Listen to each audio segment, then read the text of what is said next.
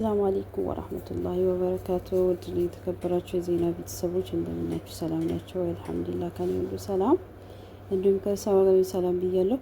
ባለፈው ባቀረብኩት አፕሊኬሽን በጣም ብዙዎቻችሁ ተገርማችኋል። አው በጣም የሚገርመው ቴክኖሎጂ ምን ያክል እኛን ትቶን እንደሄደ ነው የሚያሳየው ማለት ነው። አሁን እሱን ለማግኘት ፕሌይ ስቶር እንገባለን። ፕሌይ ስቶር ገብተን ያው አፕሊኬሽን ማውረድ ነው። ሰርቹ ጋር ከሌለ እናንተ ጋር ማለት ነው። ከዛ እንደዚህ ስክሪን ሪከርድ ሳረግ እምቢ ብሎኝ ለዛ ነው በዚህ የመጣሁት። እንደዚህ ስታረጉ ራሱ ያው GEMINI ነው የሚለው ጂሜናይ የሚለው አሁን እኔ ኦፕን ነው እኔ ጋር ማለት ነው። ከዛ እሱ ጋር እንሄዳለን። ከዛ ግን አካውንት ትጠይቃቸዋል። የራሳችሁን አካውንት የከፈታችሁበት የለም። ለምሳሌ ስም ማለት ነው። የኛው ዩቲዩብ ስንከፍት እንዴት ነው አካውንት? ከዛ ይኸውልሽ ሀዩ ስራ ነኝ ማለት ነው። ያው አካውንት በራሳችሁ አካውንት ነው መሆን ያለበት እና እንደዚህ ከዛ ያው ይሄንን ጠይቃቸዋል። ይሄንን ጃይስ ካረጋችሁ በኋላ ከዛ ቀጥታ ለምሳሌ እዚህ ጋር ስንመጣ ታያላ የስፒከር ምልክት አለች፣ የጽሁፍ ምልክት አለ። አስክ ጂሜላ የሚል አለ። እዚህ ጋር አስክ የሚለውን አሁን እንደዚህ ስናደርግ ጽሁፍ መጻፍ እንችላለን። የፈለግነውን አሁን ስለ ኢትዮጵያ ልጠይቀው ለምሳሌ ኢትዮጵያ ብዬ ልጻፍ እስቲ።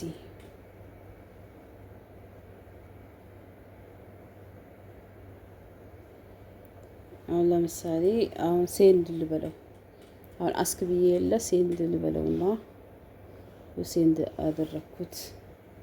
አሁን ኢትዮጵያ ብዬው ነበረ። ሹፉ ኢትዮጵያ የረጅም ዘመን ታሪክ ያላት ባህላዊና አዘናቂ ተፈጥሮ ያላት ሀገር ናት። ስለ ኢትዮጵያ በምን ርዕስ ላይ መወያየት ይፈልጋሉ የሚል ያኔ ዝርዝር አለ። ወደዛ ወደ ከነ ሁሉ ነገሩ እንትናል ማለት ነው። እና ከዛ ይሄ በጽሁፍ ነው። አስክ ጂሜል ላይ የሚለው እንደዚህ ስትገቡ እንደዚህ ይላል። አሁንም ፕላስ እንትን ደግሞ እዚህ ጋር የማይክ ምልክት አለች። አሁን እሷን ስንጫን አሁን ለምሳሌ እኔ ልጠይቀው የሆነ ነገር እኔ እያወራው ይጽፋል። ሰላም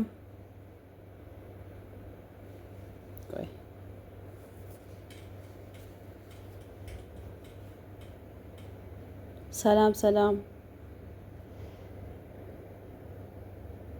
ወላችሁ ሰላም ሰላም የሚለውን ያው ከላይ ሰላም ሰላም.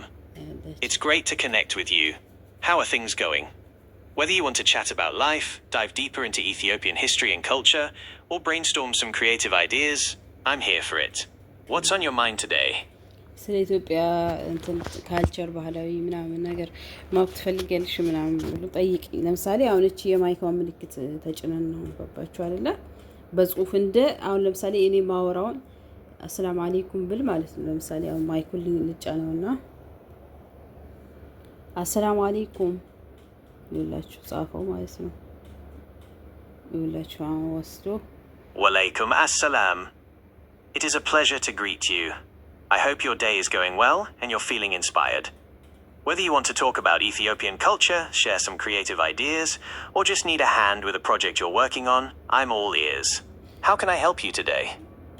ግልጽ ነው ብዬ እገምታለሁ። በጽሁፍ መጠየቅ ትችላላችሁ፣ እንደገና ደግሞ ያወራችሁ መጠየቅ ትችላላችሁ። አሁንም ደግሞ የሶስተኛው ላሳያችሁ። ለምሳሌ እቺን በመጫን ቆይ እቺ ማለት ነው። እቺን የሆነች አለች አይደል? የቀረን ሶስተኛው ነው። ሶስተኛውን ላሳያችሁ ማለት ነው። ሶስተኛው እቺ ትታያለች አይደል? እቺ ገብተን አሰላሙ አለይኩም ወራህመቱላሂ ወበረካቱ። Walaikum salam wa rahmatullahi wa barakatuh. On that note, Islamic tradition mentions that the most beloved names to Allah are Abdullah and Abdurrahman. People also love... እሺ ስለ ኢሳ አለይሂ ሰላም ልትነግረኝ ትችላለህ? Oh, absolutely.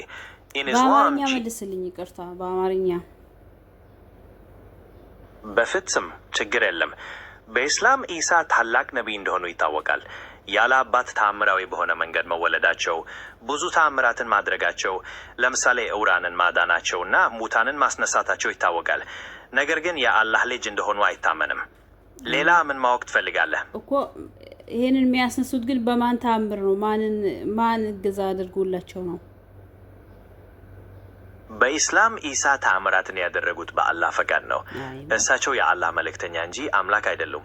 ስለዚህ ያደረጉት ሁሉ በእግዚአብሔር ኃይል ነው። ግልጽ ነው? ቢዝኒላ ነው የሚለው። صح ትክክል።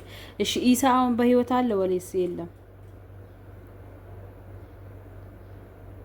አዎ፣ በኢስላም ኢሳ በአካል ወደ ሰማይ እንደተሰቀሉና አሁንም በህይወት እንዳሉ ይታመናል። አልሞቱም፣ አልተሰቀሉም። ወደፊት ደግሞ በስተመጨረሻው ዘመን እንደሚመለሱና እንደሚሞቱ ይነገራል። ይሄ በቂ መልስ ነው። እሺ የእሳቸውን ሱራው ያለበት እንደዛ የሚለውን ቁርአን ቀራልኝ። አዎ፣ በሱረቱ መርየም ውስጥ ኢሳ በህፃንነታቸው የተናገሩትና ስለ ራሳቸው የገለጹት ይገኛል። ለምሳሌ እኔ የአላህ ባሪያ ነኝ፣ መጽሐፍን ሰጥቶኛል፣ ነቢይም አድርጎኛል የሚለው ይገኝበታል። እሺ ቁርአኑን መቅራት አትችልም? ቁርአኑን ቀራልኝ ከናንቀጹ በፍጹም አሁንም ማቅራት እንችላለን። የትኛውን ክፍል ማቅራት ትፈልጋለህ? እኮ ኢሳ አለይሂ ሰላም ወደ ሰማይ አላህ እንደወሰደውና እንዳልሞተ ያለውን አንቀጽ ከነሱራው ቀራልኝ። እሺ በሱረቱ አኒሳ ቁጥር 157 ላይ እንዲህ የሚል ትርጉም ያለው አለ። ኢሳን የመርየምን ልጅ የአላህን መልእክተኛ ገደል ነው በማለታቸው በእርግጥ አልገደሉትም፣ አልሰቀሉትምም፣ ነገር ግን ተመሳሰለባቸው። ይሄንን መቅራት ትፈልጋለህ? እሺ ቅራልኝ ቁርአኑ። እሺ በሱረቱ አኒሳ ቁጥር 157 ላይ እንዲህ የሚለውን ልቅራለህ። ወቀውሊህም ኢና ቀተልና አልመሲሐ ኢሳ ብነ መርየመ ረሱለላህ ወማ ቀተሉሁ ወማ ሰለቡሁ ወላኪን ሹቢሐ ለሁም። ትርጉሙም የአላህ መልእክተኛ የመርየምን ልጅ ኢሳን ገደል ነው በማለታቸው በእርግጥ አልገደሉትም፣ አልሰቀሉትምም፣ ነገር ግን ተመሳሰለባቸው። ቀጥሎ ያለውን ደግሞ መቅራት ትፈልጋለህ? እሺ አመሰግናለሁ፣ ትክክለኛ መልስ ስለሰጠኝ። አሁን ስለ ኒቃብ ያለውን ሱራ ከነ ሱራው ቀራልኝ ቁርአኑን ከነ ትርጉሙ። ለኒቃብ ወይም ለአለባበስ በተመለከተ በቁርአን ውስጥ በተለይ ሱረቱ አኑር ቁጥር 31 እና ሱረቱ አልአህዛብ ቁጥር 59 ላይ የተጠቀሱ ፍንጮች አሉ። ሱረቱ አልአህዛብ ላይ አላህ ነቢይ ሆይ ለሚስቶችህ፣ ለሴቶች ልጆችህና ለምእመናን ሴቶች ሂጃባቸውን እንዲለብሱ ነገራቸው ይላል። ይሄንን መቅራት ትፈልጋለህ? አው ቅራልኝ እስቲ። ትክክል ትቀራለህ? እሺ በሱረቱ አልአህዛብ ቁጥር 59 ላይ እንዲህ ይላል። ያ አዩሃ ነቢዩ ቁል ሊአዝዋጂከ ወበናቲከ ወኒሳኢል ሙእሚኒን ዩድኒነ ዐለይሂነ ሚን ጀላቢቢሂን ዛሊከ አድና አን ዩዕረፍነ ፈላ ዩእዘይን ወካነ አላሁ ገፉረን ረሒማ። ትርጉሙም የአላህ ነቢይ ሆይ ለሚስቶችህ፣ ለሴቶች ልጆችህና ለምእመናን ሴቶች ሂጃባቸውን እንዲለብሱ ነገራቸው። ይሄም እንዲታወቁና እንዳይደፈሩ ለመሆን የቀረበ ነው። አላህም መሐሪና አዛኝ ነው ይላል። ግልጽ ነው? ሱብሃንአላህ፣ በጣም አመሰግናለሁ። ትክክለኛ ያቀራል። ሱረቱ ኑር ያለውን ከናንቀጹ ቀራልኝ እስቲ ስለ ኒቃብ። እሺ በሱረቱ አኑር ቁጥር 31 ላይ እንዲህ ይላል። ወቁል ሊልሙእሚናቲ የግዱድነ ሚን አብስዋሪሂነ ወየሕፈዝነ ፈሩጀሂነ። ትርጉሙም ለምእመናት ሴቶችም ነገራቸው አይኖቻቸውን ዝቅ ያድርጉ፣ ብልቶቻቸውንም ይጠብቁ ይላል። የተቀረውንም ቀጥሎ ያለውን መቅራት ትፈልጋለህ? እሺ አሁን መርየም አለይሂ ሰላም የኢሳ እናት ማለት ነው። በጣም ጥቡቅ ሴት ነበረች፣ ጨዋ ነበረች። ግን ሴቶች ሁሉ እንደዛ ቢሆኑ ብላ አትመኝም? በእርግጥም መርየም በጣም የተከበሩና ንጹህ ሴት ነበሩ። በቁርአን ውስጥም በተለይ በሱረቱ መርየም ትልቅ ቦታ ተሰጥቷቸዋል። የአላህ ተአምር መገለጫ ሆነው በብዙ ይወደሳሉ። እንግዲህ ሁላችንም ከእንደዚህ አይነት ታላቅ ምሳሌ የምንማረው ብዙ ነገር አለ። ሌላ ምን ማወቅ ትፈልጋለህ? በጣም ሴቶች ሁሉ እንደዛ ይሆኑ በል ኢንሻአላህ። ኢንሻአላህ ሁላችንም የተሻለ። አመሰግናለሁ። ትክክለኛ መልስ እየሰጠኝ ስለሆነ በጣም ነው የማመሰግነው። እሺ ስለ ረመዳን የሚጠቅስ ሱራ ንገረኝ። በየትኛው ሱራ ነው አላህ ሱብሓነሁ ወተዓላ ረመዳን እንድንጾም ግዴታ ያደረገብን? ረመዳንስ ከእስልምና መሰረቶች ስንተኛው ምዕራፍ ነው? ስለ ረመዳን የሚናገረው ሱረቱ አልበቀራ ቁጥር 185 ላይ ይገኛል። እዛ ላይ ነው ረመዳን ቁርአን የወረደበት ወር እንደሆነና ወሩን ያገኘ ሰው ደግሞ መጾም እንዳለበት የተደነገገው። ረመዳን ደግሞ ከእስልምና መሰረቶች መካከል አራተኛው ምሰሶ ነው። ሌሎች ጥያቄዎች አሉ? ቁርአኑን ቅራልኝ እስቲ። ከየትኛው ክፍል ልጀምርልህ? መርያምን ልቅራ ወይስ ሌላ የምትመርጠው አለ? ውስጥ ያለውን ረመዳን ግዴታ እንዳደረገብን ማለት ነው፣ በሙስሊሞች ግዴታ እንደሆነ ንገረኝ። ያኔ ቁርአኑን ቅራልኝ ፈልጊው ነው። እሺ፣ በሱረቱ አልበቀራ ቁጥር 150 ላይ ያለውን ልቅራ። የረመዳን ወር ቁርአን የወረደበት ለሰዎች መመሪያ፣ የቅን መንገድ ማብራሪያና እውነትን ከሐሰት መለያ ሆኖ ነው። ስለዚህ ከእናንተ ወሩን ያገኘ ሰው ይጹመው ይላል እኮ። በአረብኛ ቀራልኛ ቁርአን ፈልጊው። እሺ፣ በሱረቱ ልቅራለ። የረመዳን ወር ቁርአን የወረደበት ለሰዎች መመሪያ፣ የቅን መንገድ ማብራሪያና እውነትን ከሐሰት መለያ ሆኖ ነው። ስለዚህ ከእናንተ ወሩን ያገኘ ሰው ይጹመው ይላል።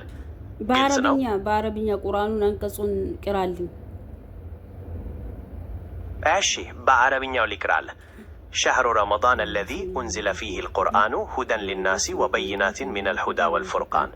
ትርጉሙም የረመዳን ወር ቁርአን የወረደበት ለሰዎች መመሪያ፣ የቅን መንገድ ማብራሪያና እውነትን ከሐሰት መለያ ሆኖ ነው ይላል። አሁን ግልጽ ሆነ?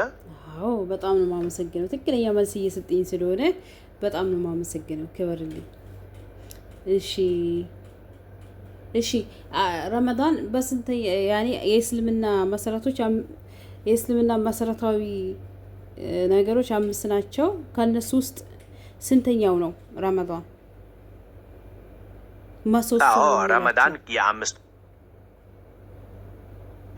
ረመዳን የአምስቱ የእስልምና መሰረቶች መካከል አራተኛው ምሰሶ ነው። በየአመቱ በረመዳን ወር መጾም ግዴታ ነው። ሌላ ማወቅ የምትፈልጊው አለ? ጎበዝ፣ በትክክል። ስለ 6ቱ ኢማን ትነግረኛለህ?